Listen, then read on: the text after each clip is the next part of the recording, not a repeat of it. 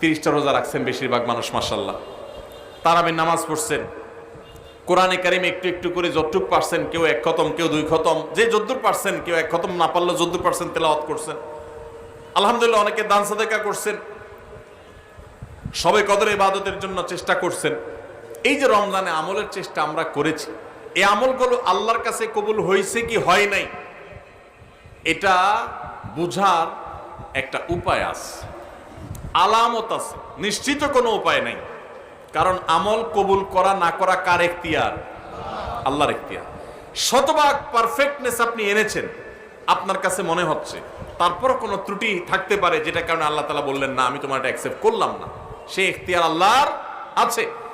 কিন্তু আমরা যে নেক আমলগুলো করি এগুলো সম্পর্কে ওলামায়ে কেরাম অনেক সালাফ, ইসলামের ইতিহাসের সোনার যুগের স্বর্ণ মানবগণ, পূর্বসূরীগণ আমাদের, তাদের উক্তি আছে যে কোন কোন আমলের কবুল হওয়ার ব্যাপারে পূর্বাভাস, আলামত, এটা জানা যায়। আলামত দেখে সুধারণা করা যায়, নিশ্চিত কোনো গ্যারান্টি নেই কবুল হয়েছে কিনা বলার সুযোগ নেই, তবে অনুমান করা যায়, ধারণা করা যায় যে হয়তো আল্লাহ কবুল করেছেন।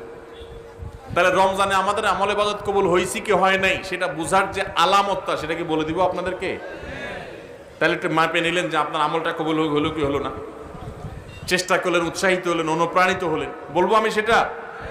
ভাইরা আমার, সেটা হলো, সে আলামতটা হলো রমজানে যে আমলগুলো করেছেন, শুধু রমজানের জন্য এটা কথা না, সারা বছরের জন্য প্রযোজ্য। কোনো আমল করার পর সে আমলটা যদি আপনি ধারাবাহিকভাবে করতে পারেন, কন্টিনিউয়াসলি করতে পারেন, বারবার করতে পারেন, একাধিকবার করতে পারেন, ওইটার ধারা যদি ধরে রাখতে পারেন, তাহলে আপনি আল্লাহর ব্যাপারে সুধারণা করতে পারেন, আল্লাহ আপনার আগেরটা কবুল করেছেন, এই জন্য পরে আবার করার তৌফিক দিয়েছেন।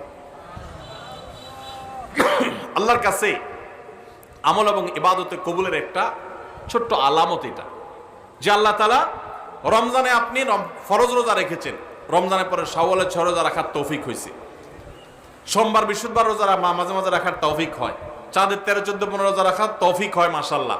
তাহলে আপনি সুধারণা করতে পারেন আমার রমজান রোজা আল্লাহ কবুল করেছেন, সম্ভবত, নিশ্চিত না, হয়তো আল্লাহ কবুল করেছেন, সেজন্য আমাকে ওইটা আবার নতুন করে করার তৌফিক দিয়েছেন।